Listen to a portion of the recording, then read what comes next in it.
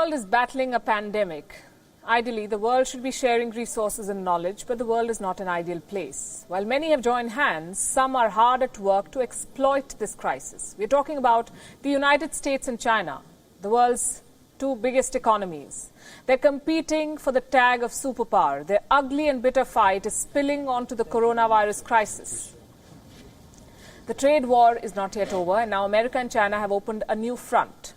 This is a patent war. Who gets to own the cure of the virus? In February, we had shared the story of the Institute of Technology in Wuhan. This institute is backed by the state.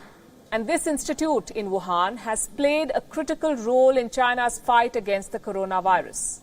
A few weeks back, the institute had filed a patent for a drug. This drug is called remdesivir, something that is believed to be an effective cure for the coronavirus. The patent, if approved, will create a unique opportunity for China. China will be in a position to sell the cure for the coronavirus, something that the world desperately needs.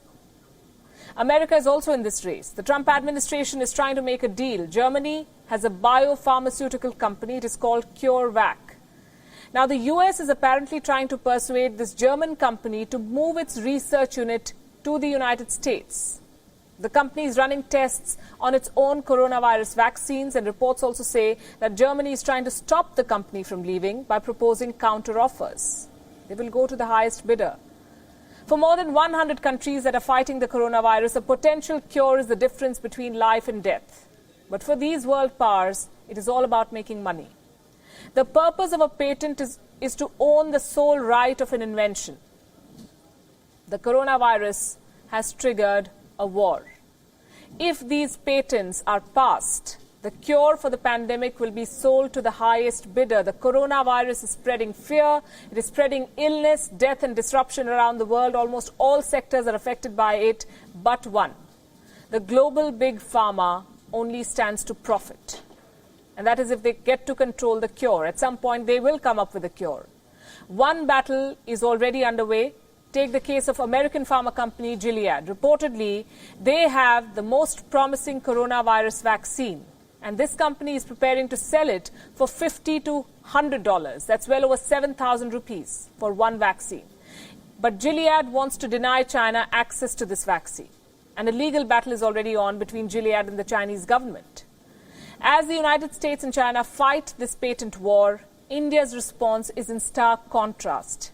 Indian Prime Minister Modi has reached out to SAARC countries. He's offering help. He's offering doctors, equipment. All 8 members are willing to pool in their knowledge and resources to wage a collective battle. The efforts to control the cure for the coronavirus will only slow down this fight. There is a sharp difference already in how the coronavirus outbreak is being handled in different parts of the world. In Miami, for example, one man was charged thousands of dollars for basic tests to rule out an infection. In European countries, testing is largely free. If some blocks are allowed to control a potential cure, then the world will be more vulnerable to such pandemics. This will only widen the gap between the rich and the poor. Treatment will only be made available to those who can pay for it.